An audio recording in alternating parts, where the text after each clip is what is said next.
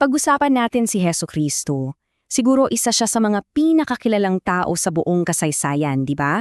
Alam natin ang kwento ng kanyang kapanganakan at syempre, ang kanyang ministeryo na nagsimula noong siya ay mga 30 anyos na. Pero ano nga ba ang nangyari sa pagitan niyan? At dyan pumapasok yung malaking misteryo, yung tinatawag na nawawalang taon ni Jesus. Isipin mo, halos 2 dekada ng buhay niya, parang blanko. So halika't, alamin natin kung ano ba talaga ang nangyari. Okay, so bago natin siya kilalanin, mahalaga na maintindihan muna natin ano ba yung mundo niya. Baliktanaw muna tayo sa 1st century Judea para, alam niyo yun, makuha natin yung buong picture. Okay, i-picture niyo to. Isang lupain na sakop ng mga Romano. Yung Nazareth, isa lang siyang maliit na village. Dito, yung mga pamilya nakatira lang sa mga simpleng bahay na gawa sa putik at bato. Simple lang ang buhay, medyo mahirap, at umiikot lang talaga sa pamilya at sa pananampalataya. Karamihan sa kanila, magsasaka, mangingisda, o mga karpintero, tulad ng tatay niyang si Jose. At ang pagkain nila? Tinapay, olivo, igos, at isda. Ganun lang ka-basic. At dito natin makikita kung paano na-shape ng mundo niya yung mga turo niya later on. Pansinin nyo, yung mga parable niya, yung tungkol sa nawawalang barya, yung ilawan, yung pagtatanim, hindi yan mga high-level na konsepto na kailangan mo pang i-google. Hindi. Ito yung mga eksena sa araw-araw na buhay nila. At dahil doon, naging relatable at mas madaling tumatak sa isip ng mga tao yung mensahe niya. Sige ngayon, kilalanin natin yung unang version, kumbaga, ng batang si Jesus. Ito yung pamilyar na kwento, yung nasa mga ebanghelyo na kasama sa Biblia. Ito, masasabi nating yung official version. Ayon sa Gospel of Luke, si Jesus, baby pa lang, dinala na sa templo. Doon nakilala siya ng mga propetang sina Simeon at Ana.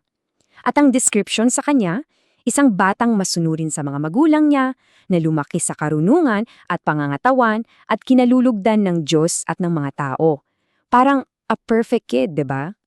Pero hetong catch, sa buong pagkabata niya, iisa lang talaga ang detalyadong kwento na binigay sa atin sa mga opisyal na ebanghelyo.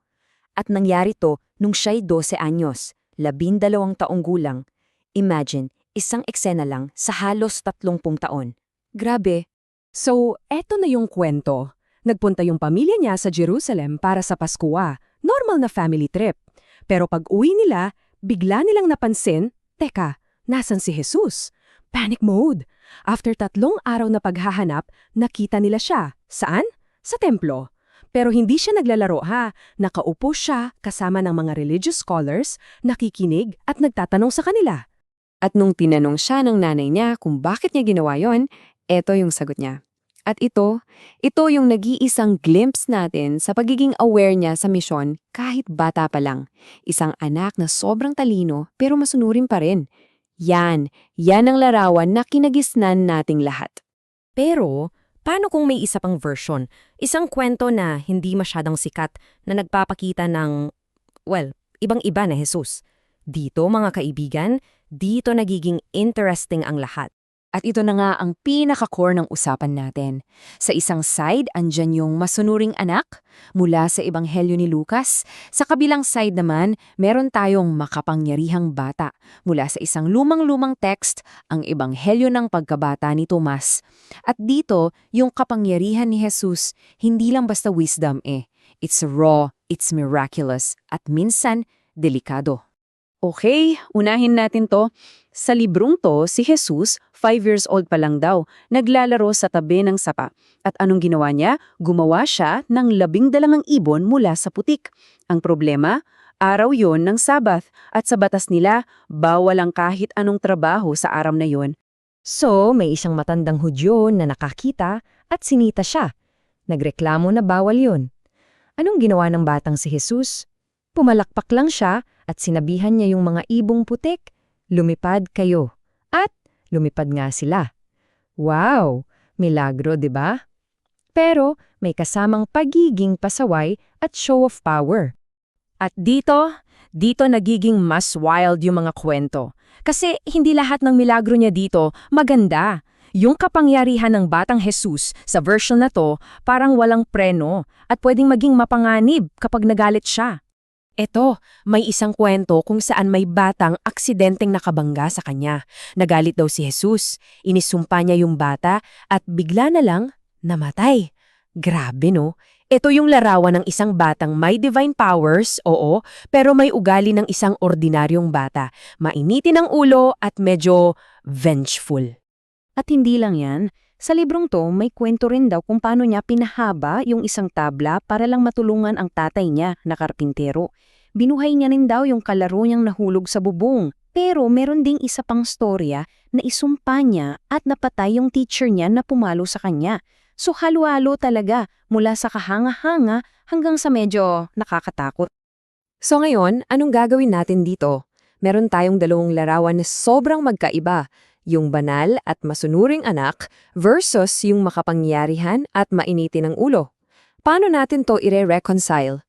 At diyan, papasok yung pinaka-importanting tanang sa lahat.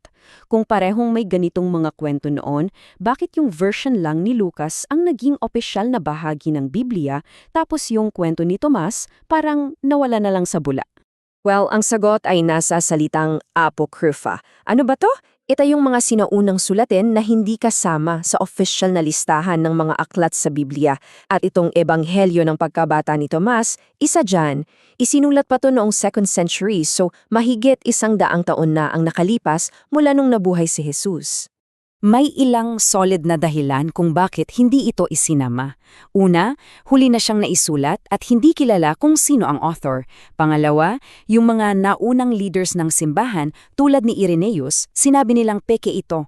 At siguro pinakamahalaga sa lahat, yung Jesus na pinapakita dito, isang batang bugnutin at mapaghigante, ay sobrang salungat sa Jesus ng 4 na ebanghelyo na ang turo ay pag-ibig, pagpapakumbaba at awa. Pero kahit na hindi siya naging parte ng Biblia, mahalaga pa rin itong mga kwentong to for history. Kasi pinapakita nito sa atin na noon pala, may iba't ibang grupo ng mga Kristiyano na may iba't ibang idea kung sino ba talaga si Jesus. Para sa iba sa kanila, importante na ipakita na yung divine power niya andun na mula pagkabaka, hindi yung bigla na lang lumabas nung matanda na siya.